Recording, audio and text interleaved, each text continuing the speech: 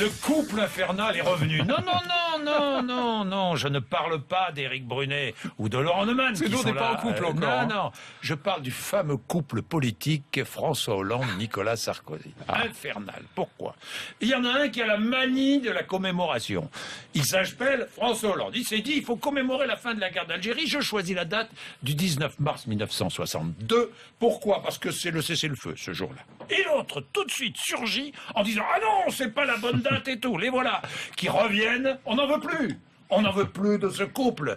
On n'en veut plus. Cette date, c'était la bonne date ou pas? Ah mais non, ça c'était pas la bonne date. Déjà, je vous rappelle que pour les 50 ans du cessez-le-feu, c'était en 2012. Qu'est-ce qui s'est passé? Il y a eu le meurtre par Mohamed Merah, le 19 mars 72, des enfants juifs à Toulouse. Donc voilà, alors il est revenu cette fois-ci 54 ans plus tard, là cette fois-ci François Hollande sur cette date. C'est pas une bonne date. D'abord, Chirac avait refusé de prendre ce 19 mars pour commémorer la fin de la guerre d'Algérie. Il avait préféré le 5 décembre. Mitterrand lui-même ne voulait pas prendre ce 19 mars qui était de nature à réveiller les détestations entre les communautés. Pourquoi?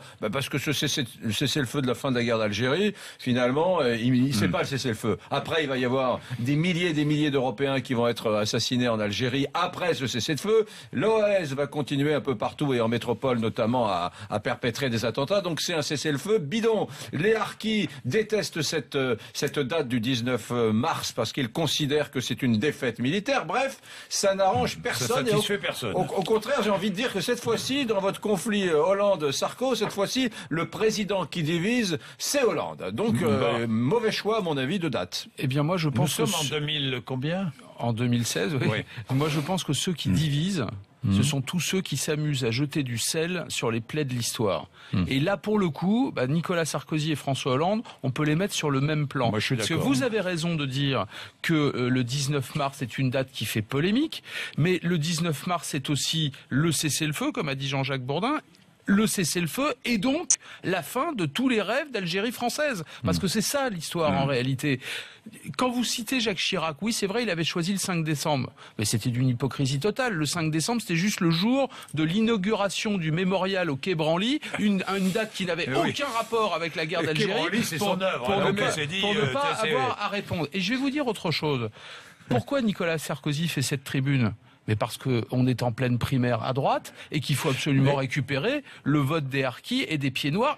Très important. Il y en a un Hollande qui commémore à tout va parce qu'il se dit je prends 2 points dans les sondages. Et deuxième chose, après, et l'autre qui dit oh là là, il y a les harkis, il y a des votes à récupérer. Et deuxième chose, Eric, vous vous souvenez de ce qui s'est passé il y a un an jour pour jour? Dites-moi. C'était à Béziers. Robert Ménard a débaptisé la rue du 19 mars 62 pour la rebaptiser la rue Élie Denoy de Saint-Marc, un officier putschiste favorable à l'Algérie française. Tout est dit. Pourquoi on parle de ça aujourd'hui? En réalité, on ne devrait pas en parler. Alors, on peut critiquer le choix de la date, on peut faire tout ce qu'on veut, mais de grâce, ne pas servir de l'histoire pour faire de la politique. Faut dire une chose, cette date du 19 mars 62 et des commémorations, ça a toujours été polémique. Ça a toujours été considéré par les gens de droite, par ceux qui avaient connu l'affaire algérienne comme une date provocatrice parce que c'est une défaite pour certains de la France, et pour d'autres c'est une date un peu militante et c'est le choix de Hollande, le choix de Hollande est un choix militant de gauche fort qui dit aux autres regardez moi je le prends. Deuxième chose, Hollande a décidé, Jean-Jacques, de faire de cette commémoration qui va se dérouler samedi un acte politique fort. Des gens comme Benjamin Stora travaillent sur le discours de Hollande depuis plus de 3 semaines et sur la commémoration elle-même, sur l'événement lui-même. Je crois qu'il a envie d'impulser un discours. Il est bon dans le rassemblement, il sait très bien. Là, c'est le Hollande politicard et cynique. Il est bon dans il va essayer de rassembler les Français. J'entends, je suis bien d'accord.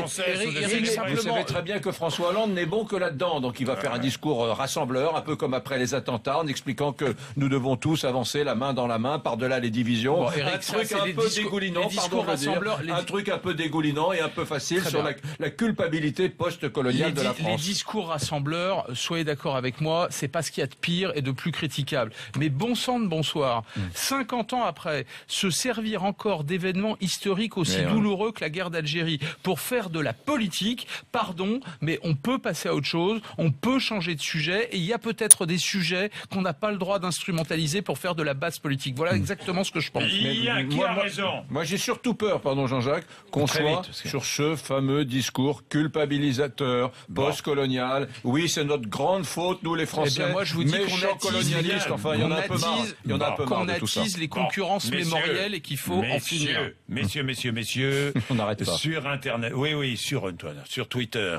allez-y, sur mon compte Twitter, vous êtes plutôt Brunet ou plutôt Neumann?